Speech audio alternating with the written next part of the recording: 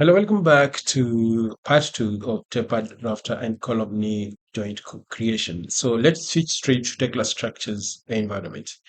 On our part one, we had created this plate in place. So probably you're interested to see how the 3D looks like. And I switch back to 3D, and this is what you see. That's not the best presentation. We switch back, that's not the best presentation. So let me pick a better presentation like this. So if I come to view, I come to navigate, and I want to rotate this. So this is what we are talking about.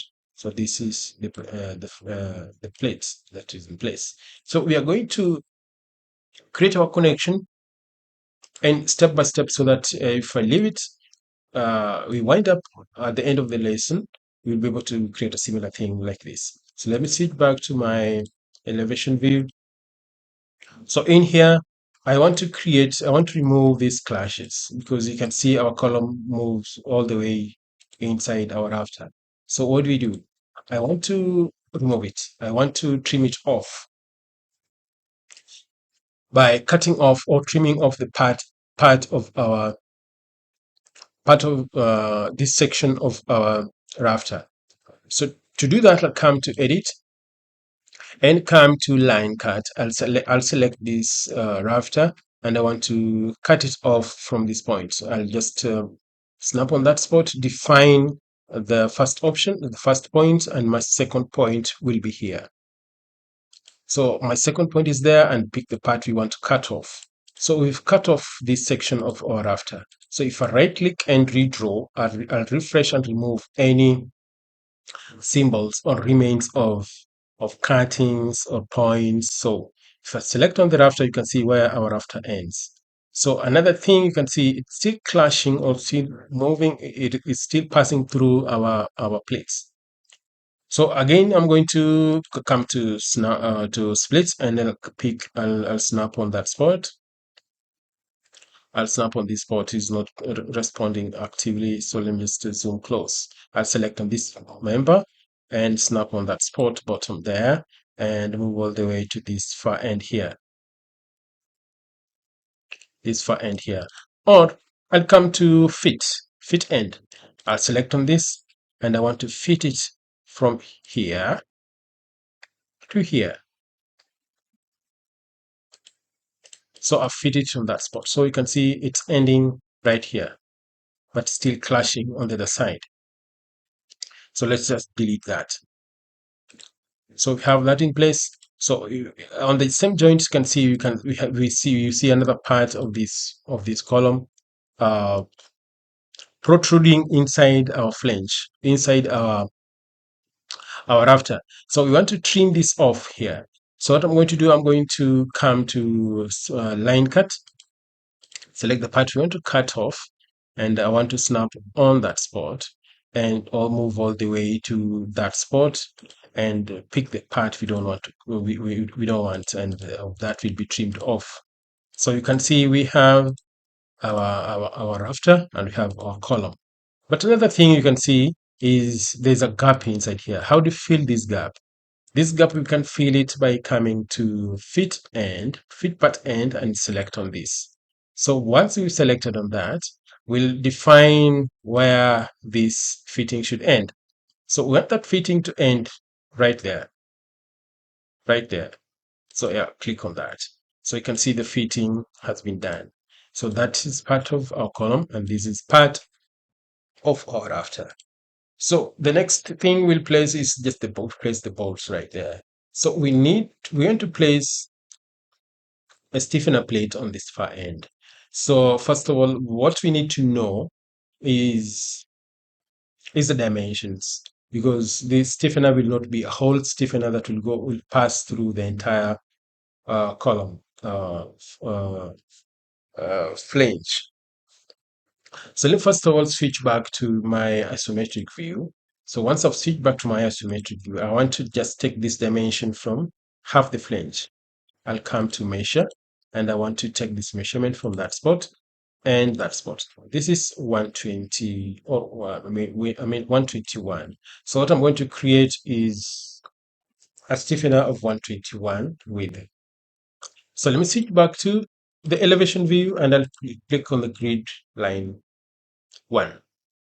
I'm going to pick on my steel and pick option as beam, and I want to snap on that spot. Right click and come to point, pick on perpendicular, and this will define my perpendicular point as that spot. You can see the plate. So I'm going to double click on this plate and change the width to 121. 121. The thickness will take this to 10 millimeter. So I'll give it an OK by clicking modify. So once I've clicked modify here, and by coming to positions here and using the rotation, I'll play with these options here until that turns to that position. So let's just see if it is in the right position. And by coming to isometric view right there.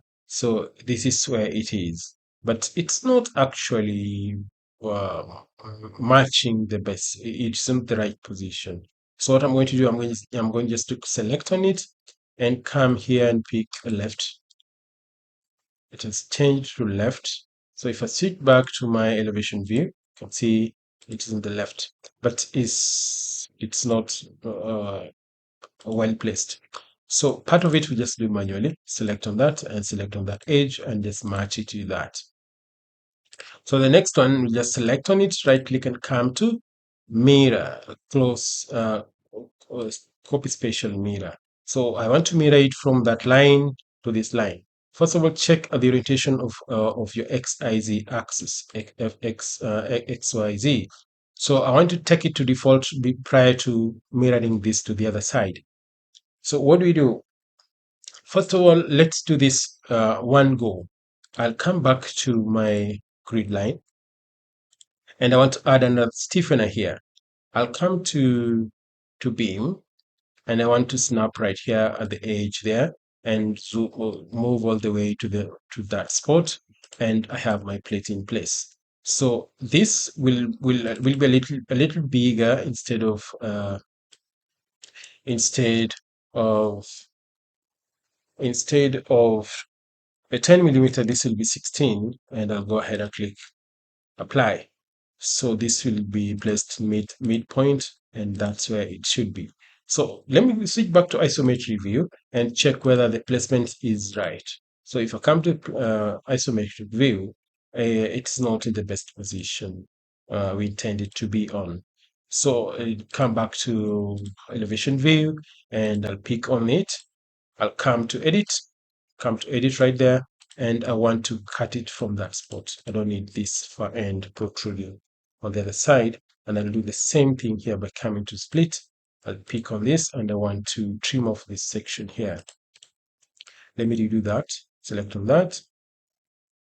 And it's not responding. I'll just find a way of select repeatedly, just select on it. And it's responding. If I click on that, I've deleted that. So if I switch back to isometric view, I'll be able to pick on this and snap on that spot and bring it on that spot. Reason why I'm doing that, because if I mirror this on the other side, I want to do this on one go, just once.